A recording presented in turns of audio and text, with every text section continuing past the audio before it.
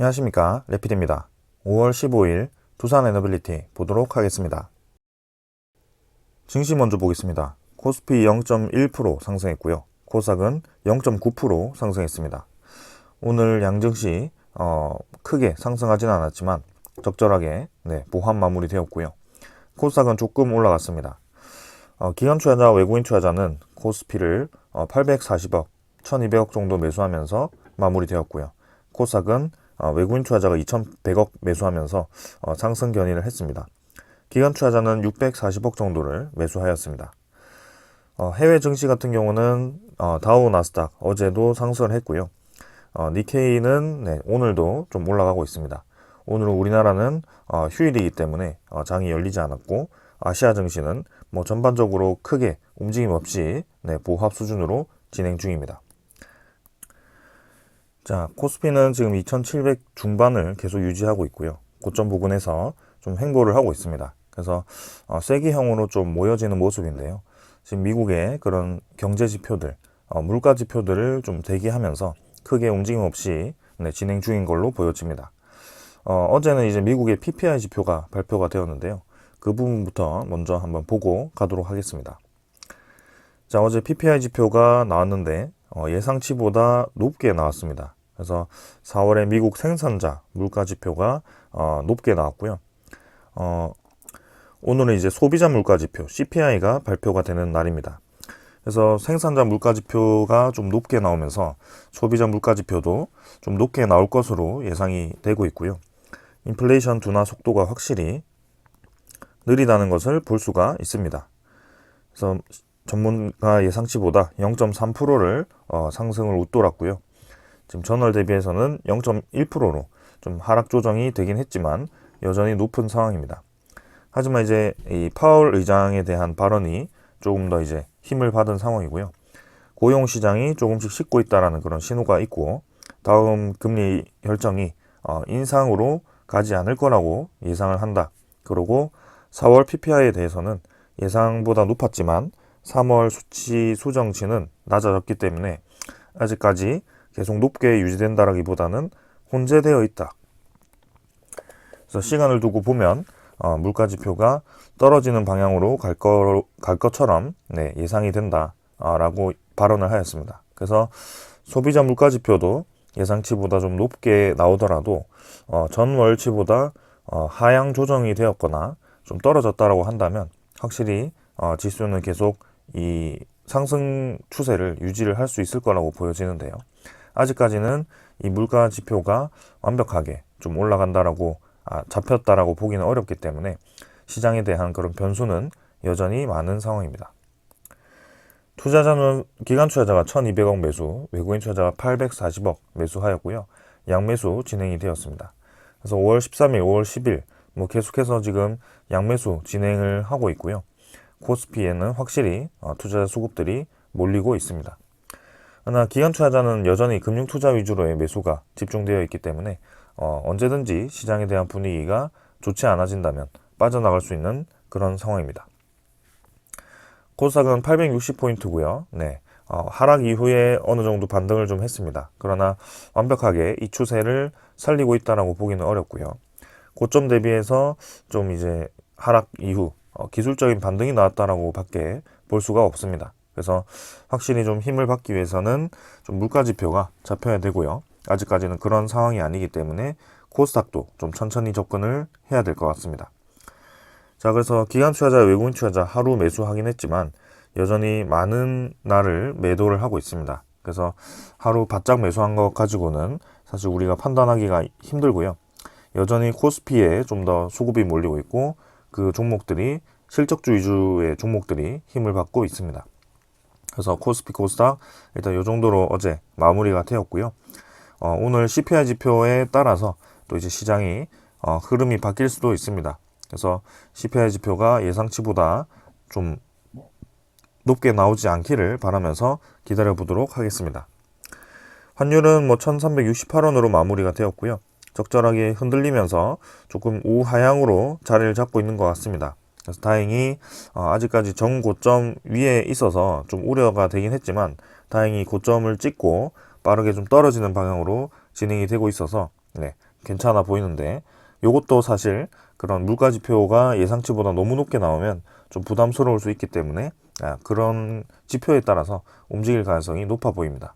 그래서 이것도 천천히 좀 흐름을 살펴보면 좋겠습니다. 자, 그 다음에 이제 환율 지표 말고 지수 선물 보겠습니다. 지수 선물은 뭐 미국 증시는 어제 진행이 되었기 때문에 크게 지금 볼 필요는 없을 것 같고요. 이 아시아 증시는 보합 수준으로 진행 중이고 유럽 증시도 뭐 크게 움직임 없었습니다. 그래서 넘어가도록 하고요. 원자재 가격은 국제유가가 78달러, 그 다음에 천연가스 2.3달러 수준으로 평소에 우리가 지켜보는 그런 수치와 거의 일치합니다. 그래서 크게 변동 없기 때문에 넘어가도록 하겠습니다. 10년물 국채금리는 4.4%대로 진행 중이고요. 오르락 내리락 하다가도 다시 떨어지는 방향으로 진행 중입니다.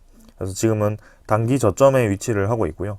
이 4.4%보다 오늘 CPI 지표가 발표되었을 때 더 내려가는지 그런 것들을 보겠습니다. 어제 사실 PPI 지표가 발표되었을 때 국채금리가 좀 급등을 했었는데요. 근데 그 급등 이후에 바로 이제 떨어지는 모습이 나오면서 PPI 지표에 대한 상승이 그렇게 시장에 타격을 주지 않았다. 여전히 전체적인 흐름을 본다면 고용 지표가 둔화되고 있고 PPI 지표도 전월 대비 예상치가 감소하는 것을 보았을 때는 서서히 물가 지표가 잡혀가는 신호로 보여진다. 그렇다고 해서 금리 인하를 섣불리 진행해서는 안 된다.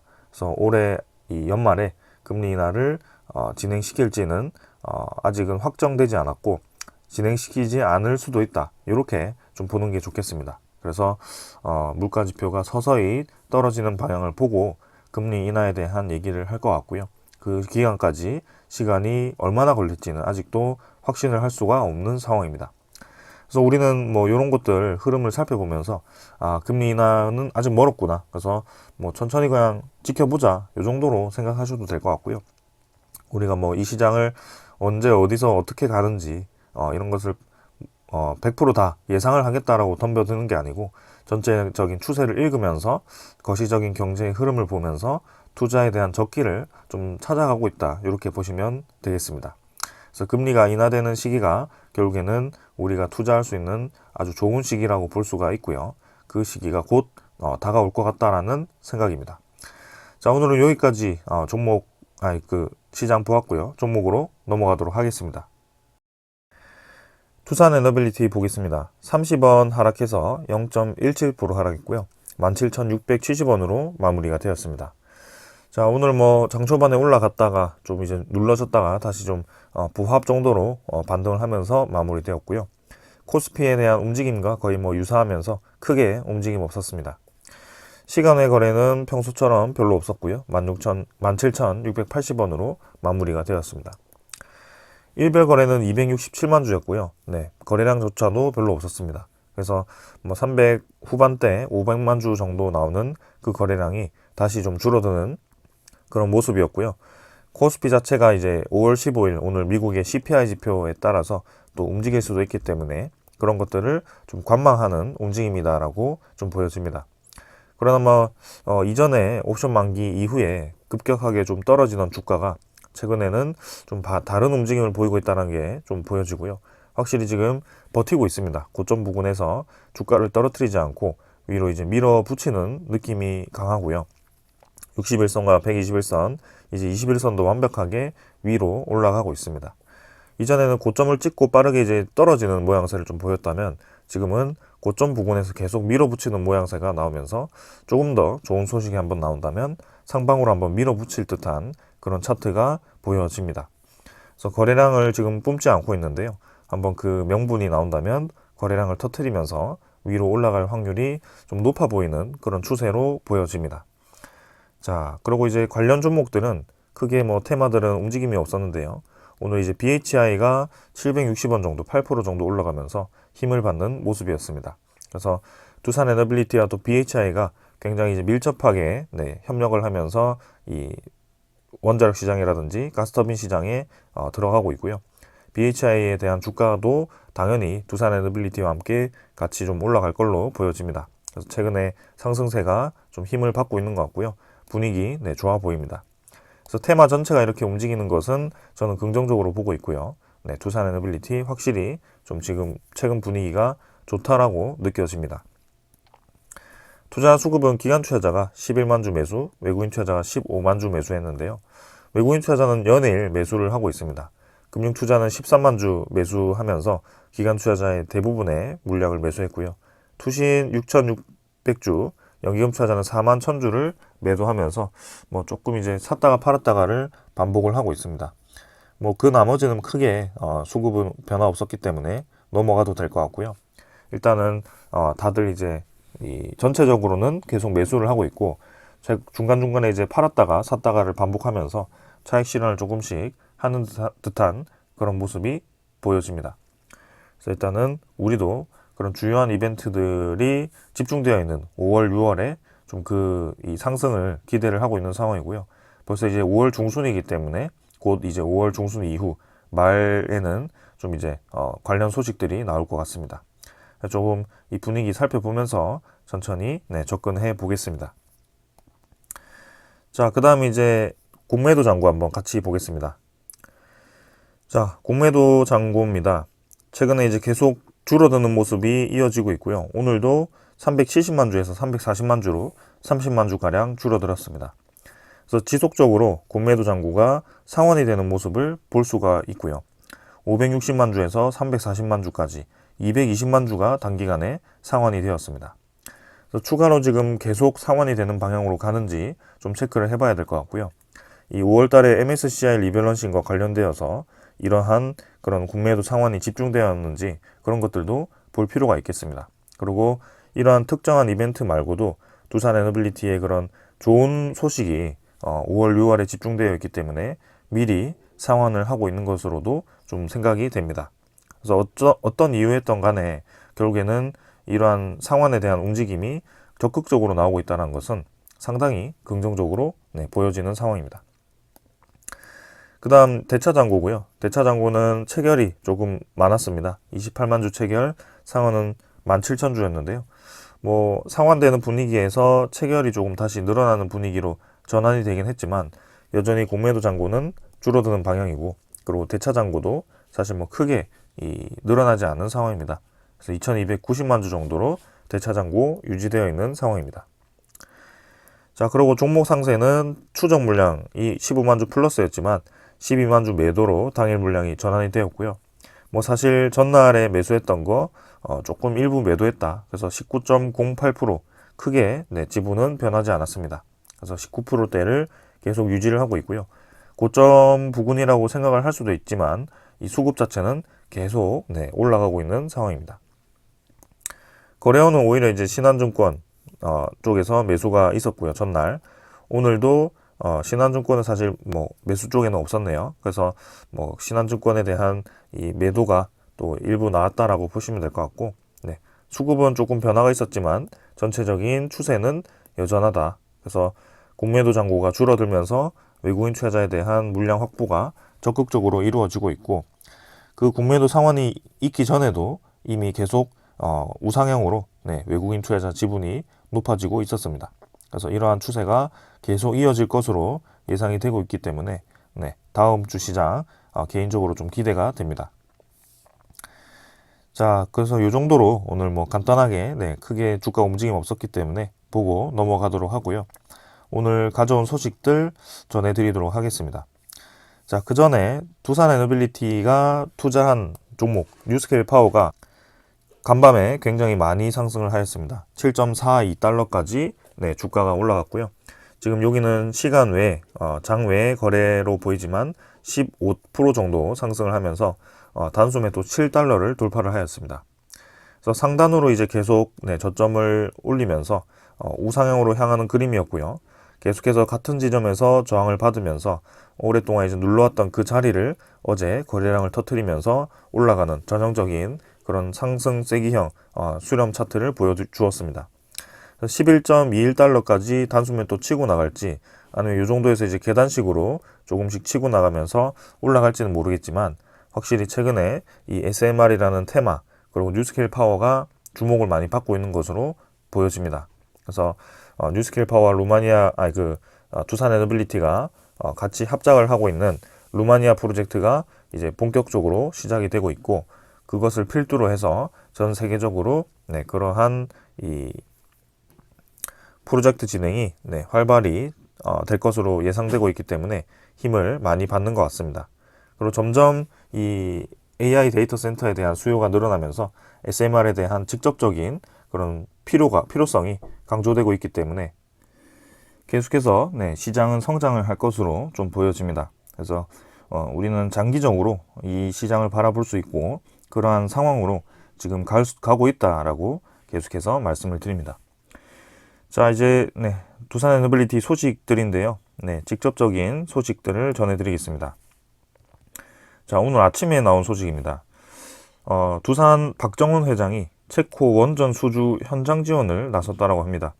15년 만에 도전에 충력을 다한다라는 소식인데요. 자, 입찰 제안서가 제출된 이후에도 계속해서 우리나라가 공세를 펼치고 있습니다. 그래서 산업부 장관도 그렇고 각 기업의 이 기업 주요 인사들도 움직이면서 확실히 체코 원전에 이번에 좀 강력하게 힘을 주고 있다는 것을 볼 수가 있습니다. 그래서 내용을 한번 살펴보겠습니다.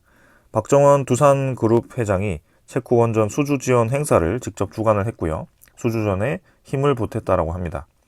그래서 이번에 최종 입찰서를 내고 그 뒤에 나온 일정이기 때문에 여기에 어떤 영향을 줄지는 모르겠지만, 확실히 좀 이제 이 체코 내에 현지에 이 두산 에너빌리티의 기지가 있다, 생산 기지가 있다는 것을 강조를 한 것 같고요. 그리고 체코 내에 그런 기지가 있기 때문에 인력 양성이라든지 인력을 고용하는 데 있어서 상당한 이 유리한 점을 가지고 있다는 것도 좀 어필을 한 것 같습니다. 그래서 이날에 이제 얀 피셔 전 총리, 페트르 트레시냐 산업부 차관, 토마스 산업부 부실장, 이렇게 이제 좀 고위급 인사들이 왔고요. 체코 정부와 기업 관계자가 300여 명이 참석을 하면서 두산 스코다파워, 두산 밥켓 등 체코에 있는 자회사를 통해서 현지 에너지 기계 산업계와 밀접한 관계를 유지한 그런 덕으로 예상이 된다고 합니다. 그래서 두산 스코다파워와 두산 밥켓을 홍보를 하면서도 그런 체코 내에 이러한 기업들이 영향을 줄 수 있다는 것도 어필을 하는 그런 아주 좋은 사례가 된 것 같고요. 이번 이 결정에 좀 좋은 결과가 있었으면 좋겠습니다. 자, 그래서 한수원이 체코 원전 수주를 할 경우에 원저로, 증기 발생기 등 1차 개통 주기기는 두산 에너빌리티가 공급을 하고, 증기 터빈 등 2차 개통 주기기는 체코 자회사인 두산 스코다파워가 맡을 것이라고 계획을 밝혔다라고 하고요. 두산 에너빌리티가 보유한 수소, 가스터빈 등 무탄소 발전 기술을 두산 스코다파워에 제공할 예정이라고 합니다. 그래서 체코가 유럽 내에 무탄소 발전 전초기지로 부상할 수 있도록 돕겠다라는 얘기를 하였습니다. 그래서 원자력 발전을 떠나서 그 외에 그 후단까지도 우리가 준비를 해주겠다. 그리고 이렇게 발전 사업 말고도 방산이라든지 반도체라든지 2차 전지라든지 이런 산업들을 또 산업부 장관이 협의를 했을 것 같고요. 그리고 웨스팅하우스와의 그런 소송전이 어떻게 해결될지도 제시를 했을 거라고 보여집니다. 아직까지는 그 소송에 대한 실마리가 아직까지는 보이지 않고 있지만, 그래도 거기에 대한 이 위험 부담이 없다라는 것을 강조를 했을 것 같고요. 미국의 그런 에너지부도 최근에 움직임을 보았을 때는 우리가 합의를 하기를 원하는 것 같습니다. 그래서 수출 제한을 걸면서 극단적으로 미국 정부가 우리나라의 그런 해외 수출을 막는다라기보다는 확실히 이제 지원을 해주면서 같이 협업을 하자라는 뜻에서 진행을 하는 것으로 풀이가 됩니다. 그래서 향후 이제 한 달 반 정도가 남았는데요. 분명히 저는 좋은 결과가 있을 거라고 생각이 됩니다. 자, 저렇게 이제 행사를 한 것에서 끝난 게 아니고요. 두산 에너빌리티 자체가 체코에 1,780억을 투자를 한다라고 발표를 하였습니다. 그래서 한국 수력 원자력과 함께 원자력 발전소 수주전에 참여 중인 두산 에너빌리티가 두산 스코다파워 체코 자회사의 생산 설비 확장에 1,780억 원을 투자를 한다라고 합니다. 그래서 이번 간담회에서 발표를 한 거고요. 두산 스코다 파워가 개발 중인 소형 모듈 원자로 SMR에 공급하기 위한 공냉식 증기 터빈 발전기 생산 기술을 체코에 이전을 한다라는 계획입니다. 그래서 이러한 이 원자력 발전에 대한 생산 기술, 터빈 기술을 체코에 기술 이전을 함으로써 체코 입장에서는 원자력 발전도 짓고 거기에 대한 기술력 일부를 확보해서 향후 원자력 시장에 참여할 수 있고 원자력 관리를 할 수 있는 그런 이제 기술력을 습득을 함으로써 국산화를 시키는 그런 큰 그림도 그릴 수가 있습니다. 그래서 우리나라에 대한 원자력 발전에 대한 값이 싼 것도 메리트가 있지만 이렇게 기술 이전과 그런 산업 전반적으로 협력을 하는 그런 시스템을 잘 구축해 놓았기 때문에 체코 입장에서는 우리나라가 상당히 끌릴 것으로 예상이 됩니다. 자, 그래서 이제 남은 기간 이 프랑스에 대한 움직임도 좀 봐야 되겠지만 제가 그저께 말씀드렸다시피 프랑스가 최근 중국의 시진핑 그 프랑스를 방문하고 거기서 원자력 관련해서 협업을 하기로 이 MOU 체결을 했습니다. LOI 체결이죠. 그래서 결국에는 중국에 대한 원자력 기술을 유럽에서 최근에 꺼리고 좀 피하는 그런 상황인데 프랑스가 중국과 협력을 하기로 했다라는 것은 조금 다른 의미로 저는 보여졌습니다. 그래서 단순히 협력을 하는 게 아니고 프랑스가 이 유럽 시장에서 좀 이 진출이 불리하다라고 판단을 했기 때문에 유럽 시장이 아닌 다른 시장을 개척하기 위해서 중국과 협력을 한 것이 아닐까라는 그런 생각도 하고 있습니다. 그래서 이번 체코 수주전에서는 우리나라가 최근에 기사 입장에서는 프랑스가 좀 EU 내에 영향력이 있기 때문에 외교적인 측면에서 우리나라가 불리할 수 있다라고 얘기가 나왔지만 저는 좀 반대로 지금 흘러가고 있다라고 좀 생각이 듭니다.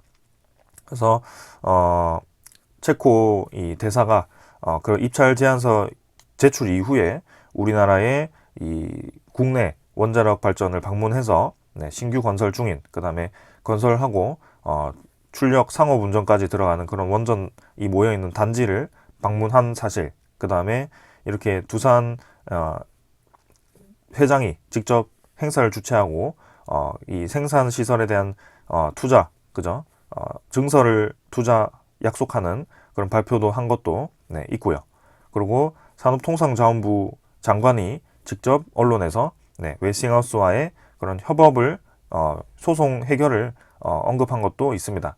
직접적으로 언급한 것은 아니지만 팀 코러스라는 그런 이제 이 언급을 하면서 체코 수주전에서는 팀이라는 얘기를 하였습니다. 그래서 미국과 한국이 떨어질 수 없고 같이 협력해서 이번 수주전에 참여를 하겠다라는 얘기를 했기 때문에 좀 전반적인 흐름을 본다면 확실히 지금 우리나라 쪽으로 좀 우위로 가고 있다라고 저는 생각이 듭니다. 자, 그럼에도 마지막에 또 프랑스에 대한 그런 외교 영향력을 받아서 체코 이 고위급 장관들이 결정을 바꿀 수도 있죠. 근데 그냥 저는 일단 이 흐름 자체는 우리나라 쪽으로 지금 계속 향하고 있는 것 같다. 그리고 가격적인 측면이 너무 차이가 납니다. 우리나라는 프랑스 대비 30%가 싸기 때문에 그 30%가 수십조 원에서 30%는 정말 큰 수준입니다. 10조 정도죠. 그래서 10조라고 한다면 웬만한 반도체 공장, 자동차 공장 이런 공장들을 지을 수 있는 수준이기 때문에 상당히 이 체코 입장에서는 구미가 당길 것입니다. 그래서 결론이 날 때까지 좀 더 시간을 두고 지켜봐야 되겠지만 이러한 관련 소식들이 나올 때마다 여러분들께 계속 전달드리도록 하겠습니다. 자, 그리고 이제 산업부가 영국과 신규 원전에 대한 협력을 가속화한다라고 합니다. 그래서 6차 한영 원전 산업 대화체가 열렸다라고 하고요. 지금 요 날에는 핵 연료, 그다음에 신규 원자력 프로젝트, 방사성 폐기물, 원전 해체, 중소형 모듈 원자로, SMR, 산업 인력 교류 등 분야 협력에 박차를 가하고 있다라고 합니다. 그래서 이 지난해 11월에 영국 국빈 방문 계기 이후에 지금 이제 이 양국이 에너지 안보 탄소 중립부가 원전 협력 양해각서를 이제 체결하였고요. 그 이후에 또 이렇게 회의를 하면서 이제 본격적으로 신규 원전에 대한 건설 검토를 한다라고 보시면 됩니다. 그래서 그동안 이제 이 부지를 우리나라 쪽으로 좀 이제 매입을 하라라는 그런 좀 의도가 좀 있었는데, 이번에는 이제 그 부지를 영국 정부에서 직접 매입을 하였다는 것을 좀 이제 강조를 하였습니다. 그래서 우리나라가 투입되는 월파 그 부지를 원자력청이 지금 히타치로부터 매입을 하는 것 같고요.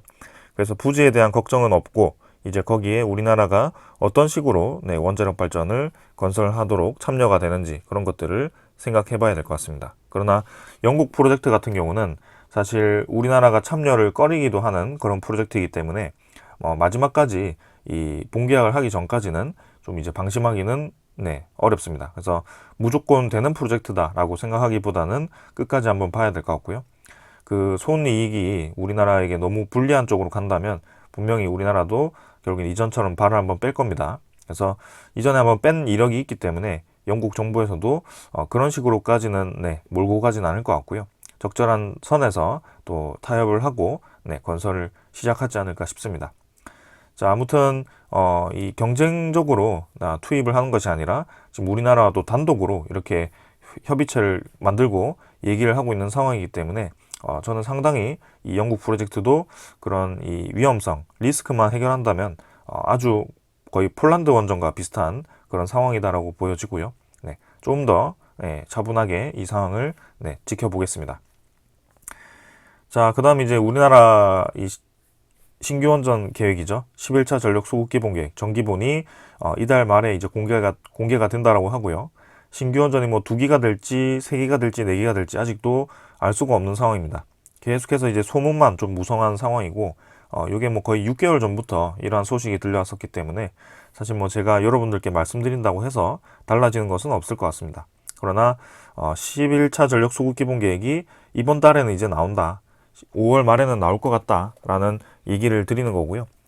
자, UAE 대통령이 아직 방한 일정이 계속 나오지 않고 있습니다. 그래서 뭐 언제가 될지 모르겠지만 좀 천천히 봐야 될 것 같고, 5월 말에는 이제 이 11차 전력 소국기 본계획에 저는 뭐 신규 원전 건설에 대한 계획이 분명히 들어가 있을 거라고 봅니다. 이 계획을 발표했을 때 야당이 뭐 뻔하죠. 원자력 발전만 투자한다. 원자력 발전만 늘리는 그런 정부다. 이렇게 또 공격을 할 겁니다. 근데 그거는 전혀 맞지 않는 사실이죠. 해상풍력과 태양광을 늘리고 있습니다. 늘리고 있지만 그 늘린 것을 너무 극단적으로 늘리지 않고 좀 비중을 줄여서 늘리자라는 표현을 쓰는 거고요. 그거를 재생에너지를 줄이는 그런 후퇴하는 국가라고 계속 평가를 하고 있습니다. 우리가 다이어트를 할 때 채소라든지 뭐 닭가슴살, 뭐 계란을 먹으면서 살을 빼려고 하는데 닭가슴살만 계속 먹다 보니까 좀 이제 그러한 뭐 탄수화물이 좀 부족해서 탄수화물을 조금 늘리고 닭가슴살을 줄인다고 해서 우리가 탄수화물만 먹는 사람이다 라고 표현하는 것과 똑같은 상황입니다. 탄수화물은 우리 몸에 필수적인 이 3대 요소고요. 그게 0으로 떨어질 경우에는 굉장히 이제 극단적인 상황이죠. 그래서 기준치를 맞추고 그 나머지를 이제 효율적으로 탄수화물을 줄이고 그렇게 이제 진행을 하는 것이지, 무조건 뭐 100%를 뭐 단백질로 채우자 이렇게 얘기한 것과 동일한 상황이거든요. 그래서 에너지도 그와 비슷하게 적절하게 안정적으로 나오는 그런 에너지와 출력이 좀 불안정하지만 우리가 이제 연료 필요 없이 지구에서 나오는 그런 에너지로 사용할 수 있는 장점도 있기 때문에 재생에너지도 분명히 그만의 장점이 있습니다. 그래서 그것을 적절하게 섞는 것이 중요한 것이고, 무조건 하나를 줄이고 하나를 계속 늘리자라고 하는 것은 좀 맞지 않는 논리입니다. 자, 그러면 이제 역으로 생각을 했을 때 우리나라가 현재 늘리지 않더라도 원자력 발전이 30%고 아직까지도 재생에너지가 10%밖에 되지 않는다. 그래서 당연히 이 원자력 발전을 늘리지 않고 재생에너지를 공격적으로 늘려서 이 비중을 어느 정도 맞춰야 된다라고 얘기할 수도 있죠. 뭐 어느 정도 맞아 보이는 얘기입니다. 근데 이 30%가 과연 2024년 이 기준으로 30%지 2040년 정도에 갔을 때 지금 신규 원전을 짓지 않고 원전 수명을 늘리지 않는다면 이 30%가 유지가 될 것이냐? 절대 그렇지 않습니다. 그래서 지금 현재 고준위 특별법이 통과되지 않아서 향후 정지될 수 있는 원자력 발전이 굉장히 많아지고 있고요. 수명이 이제 거의 다 있기 때문에 하나씩 꺼질 겁니다. 그리고 신규 원전 건설이 지금 이제 진행 중이었던 거에 들어가면서 1400메가와트씩 계속 생산을 하면서 공백을 당분간은 메워주겠지만 그게 결국에는 2040년까지 갔을 때는 장기적으로는 계속 현재 이 출력 양으로만 보았을 때도 줄어들 것으로 예상이 됩니다. 근데 지금 현재 이 2024년에 우리가 에너지 전체 수요가 1000기가와트라고 한다면 이제는 2040년에는 2000기가와트 수준으로 2배 가까이 늘어난다라는 전망치가 아주 많습니다. 그렇기 때문에 지금 우리가 요중에 300기가와트를 원전으로 생산한다라고 한들 2040년에 근근히 유지해가지고 겨우 유지해가지고 300기가와트 생산해도 결국에는 15%밖에 지금 비중이 나오지 않는다. 그래서 재생에너지 비중을 10%에서 40%까지 늘린다는 것은 굉장히 어마어마한 얘기죠. 2040년에 전력 수요가 전체적으로 늘어나는 거고 그 퍼센트로만 따졌을 때는 정말 무지막지하게 재생에너지를 깔아야 됩니다. 그러한 상황이기 때문에 그것을 좀 속도 조절을 하자. 지금 우리나라의 그런 이 한전이라든지 그런 전력 공기업들이 아직도 적자의 허덕이에다가 이제 실적이 좀 나왔는데 아직도 예상치보다 떨어지면서 또 컨센서스 하회를 하고 있고요. 전기료를 또 올려야 되냐 마냐 그런 얘기를 하고 있습니다. 그러한 상황 속에 안정적으로 계속 전기를 뽑아낼 수 없는 좀 출력이 불안정한 에너지를 계속해서 공격적으로 늘리자라는 그런 얘기는 저는 동의를 할 수가 없습니다. 그래서 석탄 에너지를 줄이면서 이런 이 정기적인 경제성도 확보를 하면서 그런 에너지 안보도 확보를 하는 그런 좀 이 지혜로운 정책을 좀 기대를 해봐야 될 것 같습니다. 아무튼 이러한 상황을 고려했을 때는 11차 전력 소급 기본 계획에는 분명히 신규 원전이 포함이 되어 있을 거고, 그리고 이제 우리나라도 SMR을 공격적으로 투자를 하고 R&D하고 해외 국가와 협력을 하고 있기 때문에 우리나라 내부에서도 SMR에 대한 건설 얘기가 여기에 포함이 될 것으로 보여집니다. 아무튼 이 발표를 한다라고 해서 건설까지 확정된다라고 보기는 어렵습니다. 그런 반대하는 세력들이 어떻게 또 반대를 할지, 산업부 장관을 또 탄핵을 시킬 것인지 그러한 얘기들이 있겠지만 결국에는 이러한 상황들은 필연적이다. 전 세계적으로 재생에너지에 대한 확대도 있었지만 그 이제는 재생에너지에 대한 확대도 중요하지만 그 재생에너지의 공백을 메워줄 수 있는 다른 에너지도 필요하더라. 근데 그게 탈석탄이어야 하는데 수소로는 아직도 부족하기 때문에 원자력 발전이 대안이 되고 있고, 전체 전력 수요가 2040년, 50년으로 갈수록 기하급수적으로 증가하고 있기 때문에 그 현재 이 운용 이 용량 가지고는 추후에는 기저에너지원의 퍼센트를 맞출 수가 없다. 그렇기 때문에 적절하게 지금 다 같이 늘려야 하고, 재생에너지는 공격적으로 늘리고 원자력 발전도 공격적으로 늘리는 건 아니지만 어느 정도는 늘려야 되는 상황이다. 이렇게 정리를 하겠습니다. 자, 그래서 지금 뭐 해외 시장, 국내 시장 모두 기대를 해볼 수 있는 상황이고요. 두산 에너빌리티 입장에서는 상당히 좋은 시장이 펼쳐지고 있습니다. 그래서 뭐 그동안 오랫동안 횡보했던 주가를 본다면 또 아직도 못 올라가는구나, 계속해서 횡보를 하겠구나 라고 생각을 하실 수도 있지만 분명히 현재 이 다가오는 그런 소스들, 현재 산업 진행 정도, 그리고 성장 정도, 그리고 AI에 대한 뭐 데이터 센터 얘기들, 그런 얘기들이 최근에 와서 나오기 시작했습니다. 그런 것과 이전에 뭐 2023년 초반, 2022년 후반 이런 이 지점과는 완전히 지금 상황이 바뀐 상황이죠. 그래서 우리가 오랫동안 버텼지만 주가는 그대로이긴 하지만 누군가는 계속 매수를 했고 지금 산업이 그 방향으로 가고 있다. 이렇게 보시면 되겠습니다. 자, 그래서 가장 중요한 거, 미국의 물가가 먼저 잡혀서 금리 인하 시기가 온다면 코스피는 전체적으로 다 올라갈 겁니다. 그때는 뭐 두산 에너빌리티가 중요한 게 아니고요. 뭐 삼성전자, SK하이닉스, 뭐 카카오, 네이버 이런 종목들 전부 다 올라갈 거기 때문에 그 전제가 먼저 중요하다. 그리고 그 안에 들어갔을 때 이제는 뭐 반도체라든지 자동차라든지 그런 이제 산업이 성장을 하는데 그 성장을 한 산업을 다 돌리기 위해서는 전력이 필요한데 그 전력에 대한 수요가 너무나도 늘어난 상황 속에 지구온난화라는 그런 위험한 이 상황이 펼쳐지고 있다. 그래서 빠르게 탈탄소를 해야 되는데 그것을 메워줄 수 있는 에너지 플랜트가 필요한데 거기에 에너지 플랜트를 연결시키는 전선이라든지 그리고 에너지를 전달하는 전선, 그리고 이 변압기 이런 것들에 대한 수요가 있었고 그 다음에는 실질적으로 에너지 플랜트를 건설하는 그런 기업들, 주요 기자재를 납품하는 기업들이 관심을 받을 때가 되었다. 이렇게 정리하겠습니다. 자, 오늘 여기까지 하고 마무리하고요. 네, 다음 주 내일이죠. 내일 또 시장 열리고 다음 주 시장에서는 또 긍정적인 그런 소식들이 더 나올 걸로 예상이 됩니다. UAE 대통령이 언제 방문하는지 그 정도만 이제 체크를 할 거고 나머지는 이 정도로 계속 유지를 해 나가겠습니다. 자, 오늘 여기까지 하겠습니다. 감사합니다.